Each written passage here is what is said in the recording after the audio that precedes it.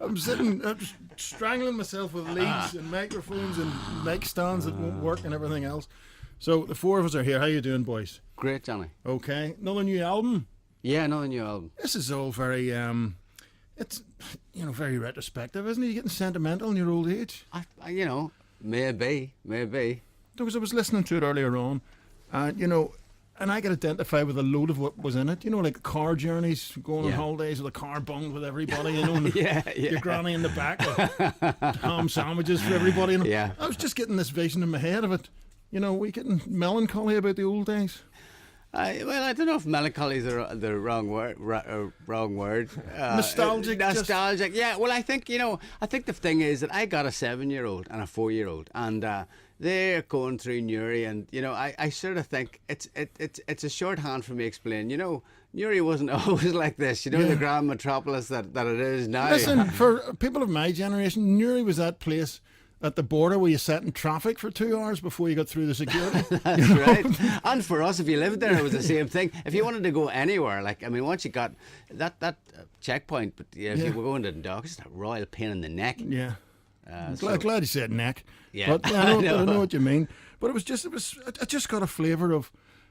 And I suppose the great songwriters have this knack. I could have written that, as in I feel the same way that he does, talking about all of that, And funny, when we were making the record, I was talking to a few people and they were going, do you not think some people aren't going to identify with it because it's very specific to your experience? And I sort of went, I think the problem with songwriting these days is too many people aren't being specific enough. They're just writing. But when you were talking about, the Birdseye View going south, the Sugar Island thing as well. About Sugar Island was a place where you went courting, was it? Well, it was a place where we went courting. Everywhere's got a wee place like that. I suppose. In Twinbrook, it was round the back of the shop, but there you go, beside the bins. But beside the bins. Funny enough, but Newry people are very cute. The curtain place in Newry, Sugar Island Bridge, was right beside a bus stop. So, it became known as the Bridge of Sorrows, the bridge in Sugar Island, because loads of people just dumped other people there as well, Oh dear. Right. Yeah. This is and then hopped on the bus, straight on the bus. It was like, right. Remember, I'm not seeing you anymore. I'm going, your mate, would you tell her? Yeah. But it must be good fun then. Did you have good times in Newry? Because you grew up in a, let's say, precarious time. Yeah, well, I think I think that was the whole point. If we just had been writing songs about being kids and having fun, I think it wouldn't have been an interesting enough idea. The thing that got us excited was the idea that, I don't know, whenever we would go out, whenever we started touring with the band, one of the four of us first started, and we were touring everywhere, all over Europe. You'd be going to the place, and I'm not kidding you, they'd be talking to you like you literally were in a third world country. You'd come out of a third world country. All they wanted to talk about was the news reports. And I don't know about you, but I certainly felt defensive, like, well, that's not my life. That wasn't my experience. It was just like, and then of course there was songs coming out that were reinforcing that sort of one-sided view of what it was like to live here. And I remember thinking, it'd be good if we could write a song about what it actually felt like for us to grow up, where the troubles were really on the background. They were the sort of backdrop, but to me, we had a great childhood. I think that the heroes in those at that period were the parents, because the parents were sort of going like, everything's all right, nothing to see here. They were really, they knew what was going on. But if you were like under 10, they were just trying to make it. Trying to sort of protect you. It couldn't really protect you from it, but But it was like the weather. Nothing you can do about it. It's going on. Exactly. It's going on. That's it. No, it was. I remember the first time I went to England when I was about 13, and the people that I was staying with were shocked that I knew what Top of the Pops was. How do you know this programme? It's just because I watch it every week. What do you watch it on? Got a TV. Have you got a TV? It's all I know all about it, yeah. No, we just collect potatoes and come in and sit around the fire of an evening, That's it, yeah. Because normally they'd be bad enough that they view you just as Irish, but then you were Northern Irish, so you could throw in the guns and the bombs, and then it was like, they just felt sorry for you from the second you walked in through the door. Yeah. And, it was, it was just, for most of the time, I just felt so defensive of it, because I think the North's a great spot, and despite the troubles, I think we had I don't look back on my time growing up.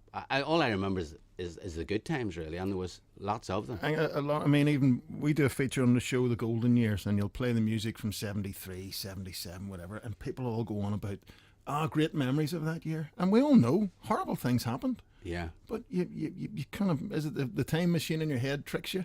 But we did have good times as well. I also think when you're a kid, I mean, you're selfish. Like, it was when the toy shop got blown up. That's when I started getting annoyed. You know, I mean, that's how just self-centered you were. You know, as a kid. Listen, it's funny you get self-centered. I remember Fraser's in Castle Street was firebombed, and they had a smoke-damaged sale of Wranglers, and the Wranglers were being sold for £1 a pair instead of £4. Yeah, and it was everybody down. Yeah. You know, and it was, you know, as there was you a say, smoke damage sale every week, wasn't there? Every week. I mean, people were just going from one side of the province to the other. Where's the smoke damage sale this week? You know. No, and I don't mean to make little of it because there was tragedy, of course. But as you say, it's your attitude. It's the cocoon you put around yourself when you're a kid. You know. Yeah, or the cocoon the people around you tried to, the people around you tried to sort of protect you. I say, like, when I looking back on it, I really think the parents, they had the rough end of the deal because they knew exactly what was going on, and they were trying to bring up kids in that environment, you know. Yeah.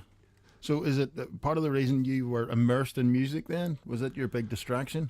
I think definitely. I mean, I think it was, you put on the headphones and you were where the hell you wanted to be. Yeah. You know, and the band I identified most with coming out of here was the Undertones, because they weren't talking.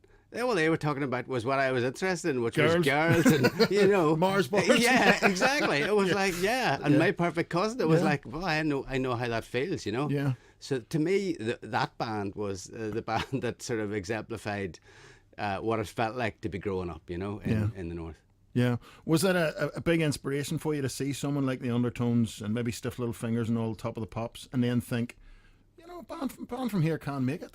Absolutely, yeah. I mean, you know, it was particularly because, I mean, in the case of the Undertones, they didn't change. Not only did they not change their accent, they didn't change their outfits. I mean, it looked like literally they just walked off the football pitch and straight onto the Top of the Pop studio, you know. Yeah. So I mean, I just loved everything about that band. Yeah, it was casual taken to the nth degree. It was considering there were some maybe sandwiches between acts who had spent 8 hours in makeup and costume changes. You know, and the boys come on with their old jumpers and boots, and you know. And the ironic thing is, their outfits have dated better than any of the outfits of the people that were around them. That's right. Oh dear. So listen, the album is it out? When's it out? What's the story? It came out on the 20. It came out on Friday, so 20th of October. So it's just out. Again, I keep asking this: is it released on CD? Because so many things aren't now, or you know, because there's not exactly a million record shops the way there used to be. So it is, but I mean, at the minute you can buy it directly from our from thefourofus.com, from our shop, and apart from that, it's on all the iTunes and all the usual outlets. Are you a fan of all this downloading and? I won't mention the streaming word because we know that you can get 1 million streams and earn 5p, you know, that kind of thing. Yeah. Well, the biggest, vinyl was the thing for me, you know. So, I mean, that was when I really, to me, that was the ultimate packaging for music. And so everything's been downhill for me since vinyl, including the CD, you know. Yeah. So I've given up worrying about it, you know. It's just I would concentrate on trying to make sure that the music in the CD is good and not worrying too much about anything because else. You know the whole appeal of getting your album was on the bus on the way home. You take it out of the big plastic bag and you be sitting on the bus, and then you could open this thing out and read lyrics and photographs, and you know. So, by the way, the photograph in the front, what's that of? I'm going to let Declan explain that one. It's going to be hard to, because obviously in the radio you can't see it yourself. No, I'd say it's you can see a woman in the front of a car that is filled with kids. Yeah. To me, it looks like everybody in the car, we're going to Bundoran kind of thing, you know. Or that whatever. was. I mean, there's a song on the record called "Going South," which is basically describes that very experience. Yeah. And I was looking through cine footage for a documentary that was being made, and I came across a wee snip on the cine footage of us all in the back of the car with Mum and Dad in the front. And I couldn't believe my luck because we had written the song about a month before. Yeah. And so immediately got the camera out, took a photograph of it, and there it is. It's so evocative. I mean, I think everybody would have memories of that. You know, you could just cut and paste your own family's faces in there, but that's what it was like. You know, not a seatbelt to be seen anywhere. No, there. not a seatbelt. 23 kids sitting in the back, dogs and grannies and all, and you know, a brilliant crack. So listen, good luck with the album, boys. It's called Sugar Island. It is class, by the way. It's really good. I really enjoyed listening to it, you know. But I was thinking, going, yeah, that happened to us, and we did that, you know. So maybe it was just our family and your family.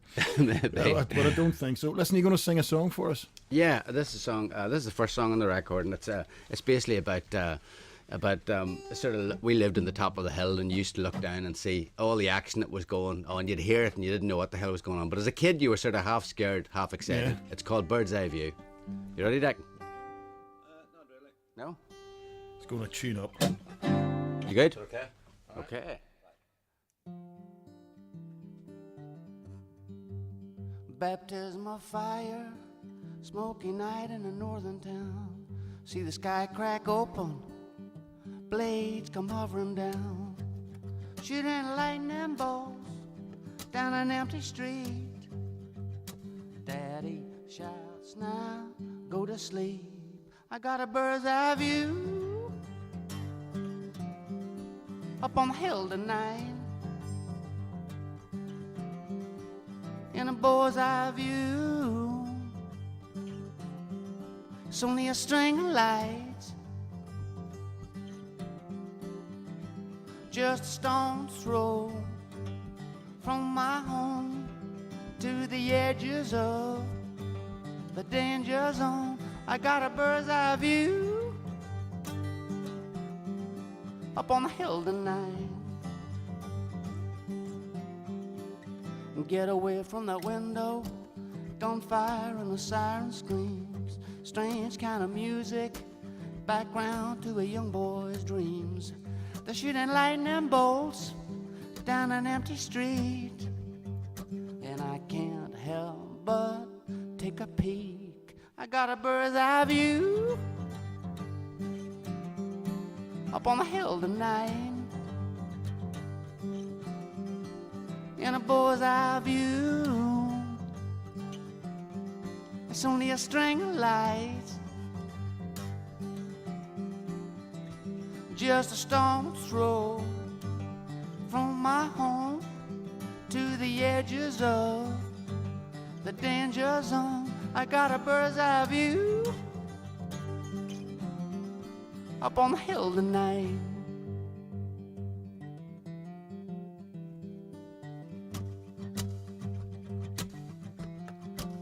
Baptism of fire, smoky night in a northern town. See the sky crack open, blades come hovering down. Oh, and I've got a bird's eye view. I got a bird's eye view up on the hill tonight. In a boy's eye view, it's only a string of lights, just a stone's throw from my home to the edges of the danger zone. I got a bird's eye view, got a bird's eye view, got a bird's eye view up on the hill tonight.